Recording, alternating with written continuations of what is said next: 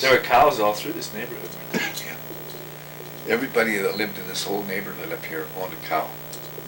Everybody owned a cow. And of course, they didn't have big barns, but they had the equivalents of a single-car garage. That's what we had here. They had next door. And up on the corner there, they had a dairy up where Chuck Cross's house is. They had a dairy, and this is where people would take their milk from the cows, and they would sell it to the dairy. They in turn would process the milk, pasteurize it if it was that late along, you know, and then they would sell it. They would deliver it, distribute it. But and everybody that lived up here had a spike fence, a 6-foot high fence that you couldn't see into your neighbor's yard or your neighbor's house. It was called a spite fence? They called them spike fences because nobody really got along that well, you know, with anybody else. And they had one between this house, which was owned by the O'Neills, with one L. That means Scotch O'Neill. And the Kennedys, who lived in the next, which were Irish Catholic. And so a Scotchman never got along with a Catholic ever, or vice versa. So they owned, the Kennedys owned a milk cow that was like a long longhorn Texas steer. Had horns clear out to there. And I guess their cow got loose one time and it got between this house here and the spike fence. And the horns were hooked into both the fence and the house. And the cow couldn't move at all. They had to knock the horn off the cow with an axe. That was what my stepdad, Bob O'Neill, used to talk about and laugh about. Well, if your grandfather on both your mom and your dad's side were miners, right? Henderson and Driscoll. No, I think my grandpa Driscoll was the hoisting engineer. Okay.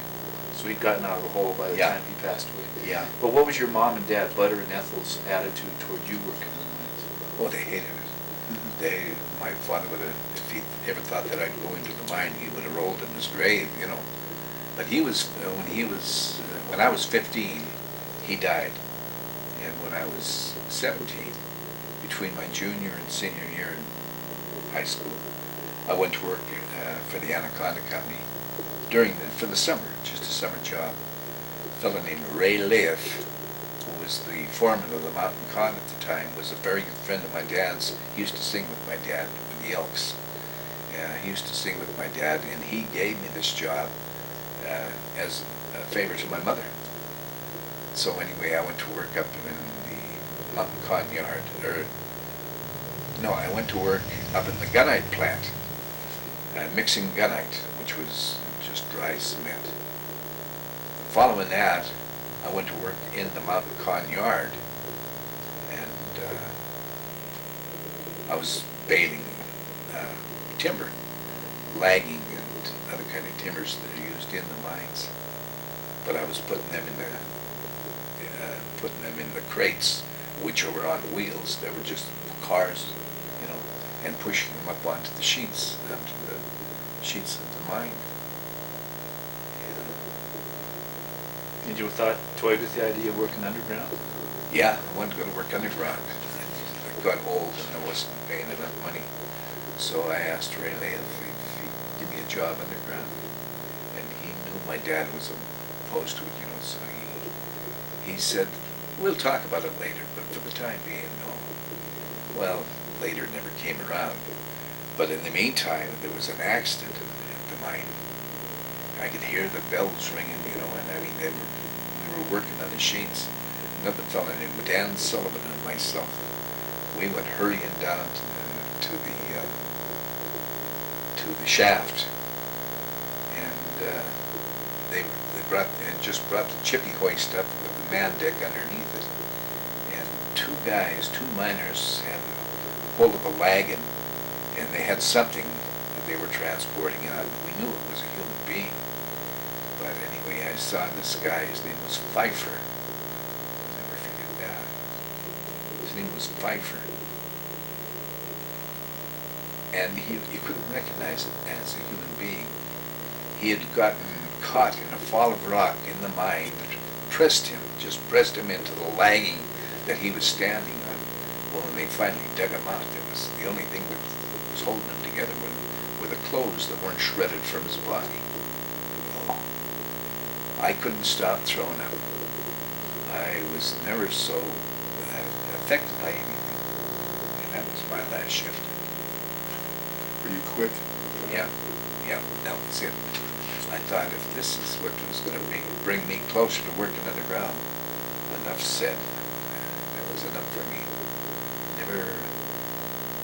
I had never hoped to go back to work in the mine again. However, when I came out of the Army and got this apprenticeship for the Anaconda Company, I had to go to work underground because it was part of the apprenticeship program. And I did work underground as an apprentice carpenter. So I had an opportunity to view some of these people and the way they work. And I was never sorry that I didn't go to work. But even as a carpenter, it could get. I was small in those years, and I was the apprentice. I was the gopher, and our job was to put forms in for cement in the drifts, and they would pour cement from the surface down a pipe and on top of these forms. But before they did, there were a lot of knot holes in the forms, so somebody had to go in on top of the forms, between the forms and the breast, and tack metal strips, little tin strips, to keep the cement from coming through the knot holes. So being the gopher, that was my job. And that was where I found that I was slightly what do you call it? Claustrophobic. Slightly, but not completely. I mean, I could survive it, but I sure didn't like it. Who are some of the names that played with your dad? I've heard names like Tiny, I've heard mentioned Ray Lay from Pelletier. But can you take us through some of the people in his life that sang with him, so we can start that out? Or played with him? Ray Lith. He was the foreman of the con. He sang with Dad. It was Bing Rooney. He was a newspaper, wasn't he? Bing Rooney was a reporter. His sister was Dorothy Hunt. Oh, she played the piano and sang also. She was my mother's closest friend. But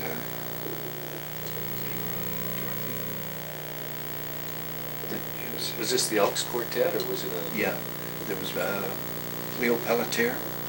Leo Pelletier was a man that came through Butte. He was going on his way to Spokane, Washington, to sing in the Metropolitan Opera. They were doing a road show. And he stopped in Butte and met my dad. Never left Butte. Were they appearing here in Butte? No. He just stopped. He got up to get a drink, and he went into the Arizona part, across the street from the train depot. My dad was in there playing the piano at the time, and Leo asked him, and he said, "Can you play such and such?" My dad started playing it, and Leo started singing it, and then my dad started singing with Leo.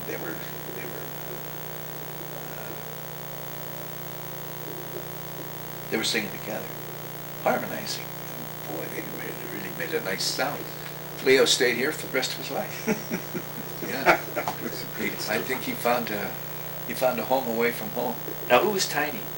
Tiny Watson. She was originally she was a school teacher. She was a woman that had to weigh 400 pounds plus, and she would sit in a chair like this. And when she would get out of it, the chair would stick to her. It would come right up with her. Oh, she was enormous. And she had, of course, being as big as she was, she had a breathing problem. You know, you could hear her in and out, and I mean, it was overtime. But they lived in a little house behind us at 1115 West Park. She lived there alone. And she could sing. She'd remind you of Sophie Tucker, the way she sang, you know. And she sang a great many songs, many of them were bawdy, you know, really colorful songs.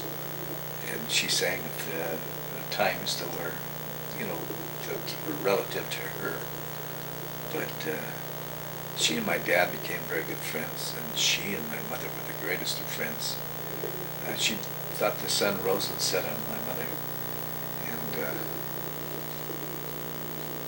I ran into her one time after my mother died. And you know, I never wrote to Tiny after my mother died. But this woman got off an elevator one time, and she recognized me. She said, Bob Driscoll? I said, yes. She says, don't you recognize me? And I said, I'm sorry, you know. She says, I'm Tiny Watson. Here's a woman that lost about 300 pounds. I mean, she had lost so much weight that she had to have the skin removed surgically. That were hung in great folds, you know. But I guess she went back teaching school. Where did she sing at? Different joints. She'd sang down at Greens and Chequamegon. She sang at the Aero Club.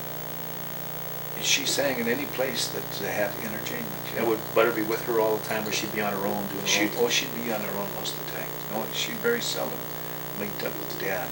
What were some of the songs that your dad played? Sentimental Rose is one he wrote. That was a good one. Ace in the Hole was one that he popularized, that he didn't give him credit for writing, but he didn't. He didn't write it.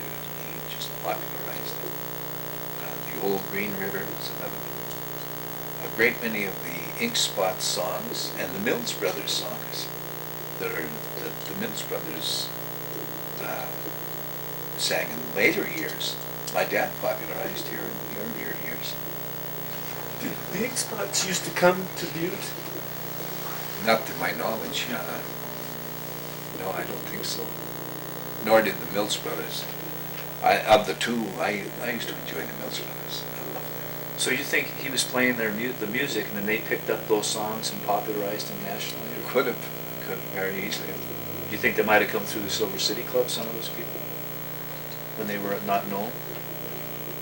Oh, and that's possible too. Oh, I would doubt it. Yeah. I mean, these guys, the Mills Brothers and the Ink Spots started off in rough times, where they were only accepted in certain places, you know. But as their popularity grew, they were accepted for entertaining in the white places.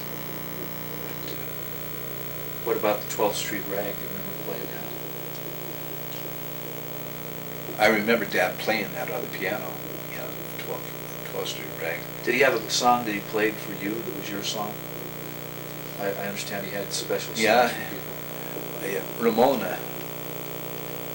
Had I been a girl, my name would have been Ramona. But every time I'd walk into him, he'd start Ramona. Did he I have- liked it, you know. Did he have one for Bill? I think he would have, but I don't know I don't remember what it would have been. What about Dad or Dan? I think he had a song for everybody. And you know, everybody that knew him would say, oh,